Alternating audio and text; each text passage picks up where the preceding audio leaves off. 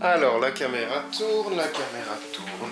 Avec un peu de lumière, c'est un peu mieux. On allume le micro. 1, 2, 1, 2. 1, 2, 1, 2. 1, 2, 1, 2. Un petit clap. Ah, vous êtes là? Ah, il y a quelqu'un? Allô? Ah, vous êtes là? Ah. Et là, on dit quoi maintenant? Qu'est-ce qu'on dit? C'est quoi mon intro déjà? Pep s'arrête, hein? Non? Eh bien, bonjour à tous. Ça fait longtemps qu'on s'est pas vu. Ça fait très exactement... Ça fait 1 an que j'ai pas fait de vidéo. Une année. Une année entière. Pour être honnête avec vous, je ne sais même plus ce que c'est mon intro. Je ne sais même plus ce que je dis, je ne sais même plus ce qu'il faut dire. Et oui, bonjour Marcel, alors aujourd'hui nous allons parler des... Non, c'est pas ça. Alors bonjour, oui Marcel, nous allons parler des cartes SD, c'est très important pour la fiabilité des données, etc. Non, c'est pas ça non plus. Bonjour à tous, c'est Sébastien Genot, photographe vidéaste, et bienvenue sur ma chaîne. Bienvenue parce que ça fait très longtemps, je pense, que vous n'avez pas vu une vidéo de ma part. Et l'air de rien, ça fait 1 an que j'ai pas posté de vidéo. Alors, il y a plein de choses qui se sont passées, je vais pas rentrer dans les détails. J'ai déménagé 2 fois, on a changé de décor. Ici, j'ai un nouveau bureau, un nouveau setup. J'ai une chaise absolument dégueulasse parce que j'ai un chat et qui me la défonce en permanence. Vous vous en foutez. Pour être honnête, j'avais oublié ma chaîne YouTube pratiquement. Et en fait, j'y suis retourné récemment. J'ai vu que j'avais pas loin de 300 abonnés, 292 exactement. Et j'ai vu qu'il y avait des vidéos qui avaient pas mal cartonné, notamment sur les cartes SD. Et à peu près tout ce qui touchait au Sony. J'ai limite des 8000 vues, des 15 000 vues, alors que le mec a 300 abonnés, ça n'a aucun sens. Donc, si vous n'êtes pas abonné, abonnez-vous, c'est le plus important. Je dois être le seul mec sur tout YouTube qui a 290 abonnés et qui fait 10 000 vues. Aujourd'hui, on est là pour faire un petit update sur les cartes SD. Parce que sur ma chaîne, on avait parlé des cartes SD. Le but quand on achète une carte SD pour le Sony, c'est d'avoir une carte qui enregistre dans la meilleure qualité, qui en gros a le débit juste suffisant pour enregistrer dans la meilleure qualité, mais qui ne va pas plus loin parce qu'on va pratiquement jamais s'en servir. Donc vous avez le meilleur rapport qualité-prix. On avait regardé au niveau des cartes SD et moi je vous avais recommandé les SanDisk. Je vais vous la remontrer ici. Alors, les SanDisk, elles étaient comme ceci. D'adieu. Elles étaient comme ceci, c'était des 32 Go, non, 32 Go, oui, 95 mégabits par seconde. Oui, je suis belge, je dis 90, je vais pas me corriger à chaque fois, sinon ça ne va pas. Je suis belge, je dis 90, 90 pour les Français, ok.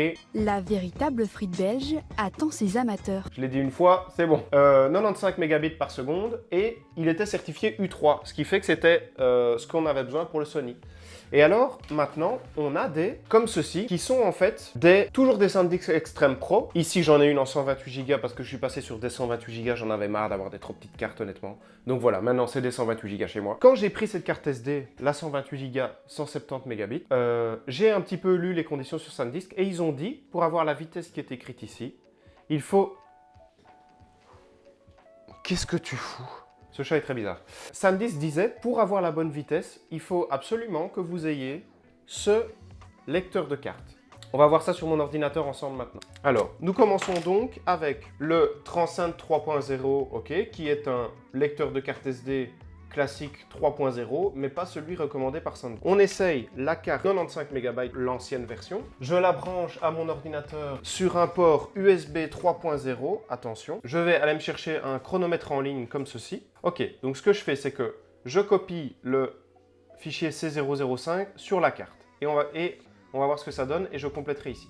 Hop, donc je me prépare pour la copie.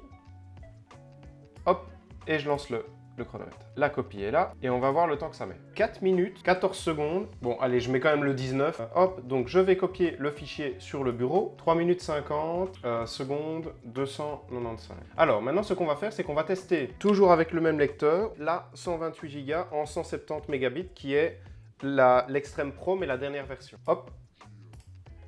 On voit qu'on fait du 80 mégas par seconde à peu près. Ok, on constate que ça a été légèrement plus long. Très étonnant. Après, bon, peut-être que par rapport à la réactivité du PC, ça change quelque chose. Là, je pense qu'on peut conclure que c'est la même chose. 4 secondes sur une copie de 4 minutes, pour moi, c'est pratiquement identique. 3 minutes 42. Honnêtement, je ne sais pas quoi penser parce que du coup, ça va pas plus vite en fait. Les deux cartes avec les deux lecteurs, ça ne change absolument rien. À ce moment-là de la vidéo, honnêtement, moi-même, je commençais à être dans le doute. Là, je commence à me dire, est-ce que vraiment ils nous mentent? Quel est le problème? Est-ce que vraiment c'est les mêmes cartes SD? Est-ce que c'est pas les mêmes cartes SD? Donc, je commence un petit peu à creuser le sujet. Et là, je vais sur leur site. Sur leur site, qu'est-ce qu'on voit? On voit ici, ils nous disent que, avec des vitesses pouvant capturer jusqu'à 90 MO par seconde, et là il y a un petit 6, quand je clique dessus, ça nous met que la vitesse de lecture maximale est de 170 mégabits par seconde, comme la carte SD nous l'indique, clairement dessus, conçu avec une technologie exclusive pour atteindre des vitesses supérieures à 104 MO par seconde UHS-1. Requiert des appareils compatibles capables d'atteindre de telles vitesses.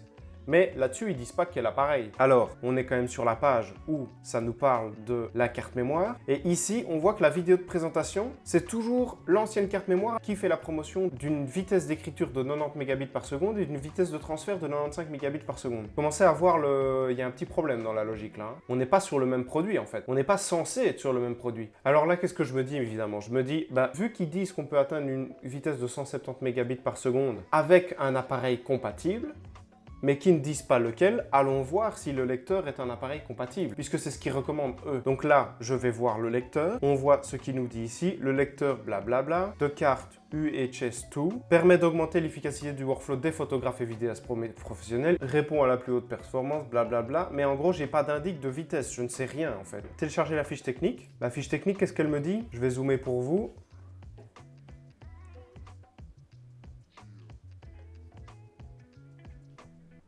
On ne sait rien en fait.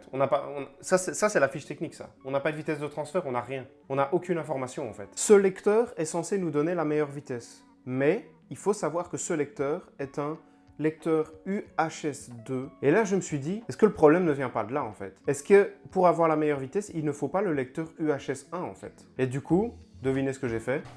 J'ai acheté le lecteur. Alors, ça permettra d'avoir une réponse concrète à cette vidéo parce que j'ai pas envie de terminer la vidéo sur une conclusion de merde où personne ne sait rien, ok?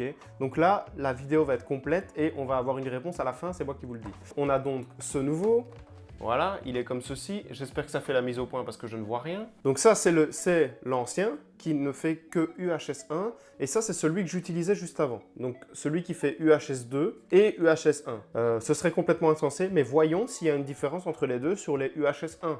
One eternity later. Je vais vous résumer les tests que j'ai effectués. La première chose, c'est que les cartes 95 mégabits par seconde et les cartes 170 mégabits par seconde ne sont pas les mêmes comme je m'y attendais. En fait, j'avais vu beaucoup de tests sur internet, etc. qui montraient que ces cartes-là étaient les mêmes. Je me suis renseigné, j'ai creusé le sujet comme un fou. En fait, il s'avère que ça va dépendre de la date à laquelle vous avez acheté les cartes mémoire 95 mégabits par seconde. Rien n'a été prouvé à ce sujet-là. Ma théorie, c'est que quand SanDisk a sorti les 170 mégabits par seconde et qu'ils ont sorti leur nouveau lecteur avec pour aller plus rapidement, ils se sont dit, ben tiens, on va brider celle-ci à 95 mégabits par seconde pour ne pas qu'elle aille aussi vite que celle-ci, alors qu'en fait, ce sont les mêmes. Ma théorie, c'est celle-là. C'est qu'en fait, à partir du moment où ils ont sorti celle-ci avec le nouveau lecteur qui fait que la vitesse monte à 170 mégabits par seconde, ben pour vendre les nouvelles, je suis sûr qu'ils ont bridé les sorties, enfin je suis sûr, je ne peux pas être sûr évidemment, mais je pense qu'ils ont bridé les 95 mégabits par seconde pour qu'elles restent à 95 mégabits par seconde, alors qu'en réalité c'est les mêmes et qu'elles peuvent aller à la même vitesse. Chez les Américains, j'ai vu des vidéos où il y en avait qui avaient la même vitesse avec ceci. Ma théorie, c'est que si vous avez acheté celle-ci, les 95 mégabits par seconde avant la sortie des 170 mégabits par seconde, il y a fort à parier qu'avec le nouveau lecteur, vous arriviez aux 170 mégabits par seconde. Alors, autre conclusion que j'ai faite, c'est que entre ces deux lecteurs, c'est très simple. Celui-ci n'ira jamais plus vite que 95 mégabits par seconde. Celui-ci va jusqu'à 170 mégabits par seconde. Alors que quand on voit sur la page de SanDisk, on dirait que celui-ci apparemment il est présenté comme un UHS-2, donc il est censé être plus récent. Celui-là, c'est un UHS-1, mais en fait, en réalité, quand on creuse le sujet, celui-ci, il est sorti en 2016, celui-ci, il est sorti en 2018, alors que celui-là peut contenir des UHS-2. Ça n'a aucun sens, on est bien d'accord. Mais en tout cas, c'est celui-là le plus récent. Donc, la conclusion, c'est que si vous réfléchissez à acheter des cartes mémoire et que vous n'en avez pas encore, vous devez acheter les 170 mégabits par seconde et vous devez acheter cet adaptateur. Je vous mets les deux liens dans la description. Si par contre, vous avez déjà des SanDisk Extreme Pro 95 mégabits par seconde qui sont très anciennes, et quand je dis très anciennes, à mon avis, c'est sûrement avant 2016 ou peut-être même avant 2015, quelque chose comme ça. Je ne sais même pas si elles étaient sorties. Mais en tout cas, si vraiment elles sont très anciennes, ce que je vous conseille, c'est que dans tous les cas, vous achetez ce lecteur-ci. ce lecteur de carte mémoire là et vous testez la vitesse avec. Ok. Je vais vous mettre également le lien d'un logiciel qui s'appelle Crystal Disk Mark qui teste les vitesses des SSD, des disques durs, etc. en quelques clics. Donc ce que je vous conseille, c'est que dans tous les cas, vous achetez ce lecteur-ci, ça c'est sûr, dans tous les cas. Et vous testez les cartes mémoire actuelles que vous avez pour voir si elles arrivent à 170 mégabits par seconde. Si ce n'est pas le cas, alors vous achetez les SanDisk Extreme Pro. Je pense que c'était plus simple de conclure la vidéo comme ceci parce que si je vous avais montré tous les tests, ça aurait été barbant pour tout le monde. Ce qui serait intéressant peut-être pour une prochaine vidéo, c'est de tester ce lecteur-ci avec une UHS 2 et ceci avec une UHS 2 également, juste pour voir la différence.